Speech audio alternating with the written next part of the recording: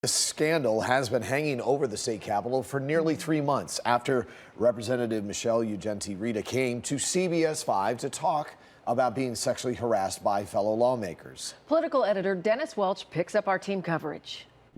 Members, I just want to say a brief statement, and then I'm going to make it easy for you all. State Representative Don Shooter this afternoon pleading to keep his seat in office. I've said stupid things. I've done stupid things. Then literally dropping the mic.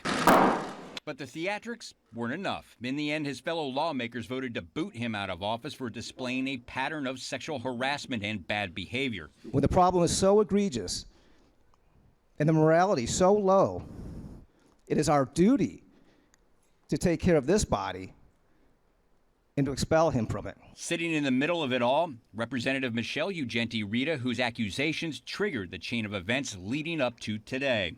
She sat solemnly on the House floor, listening to lawmakers explain why they voted to expel Shooter, as well as those who voted to keep the lawmaker in office. I find very fundamental violations of due process in the report that we have been handed. Ultimately, Shooter sealed his fate earlier today.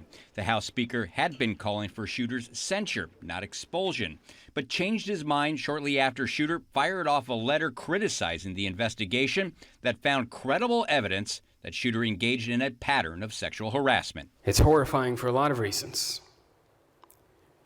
It's no small thing to override the will of the voters in LD 13.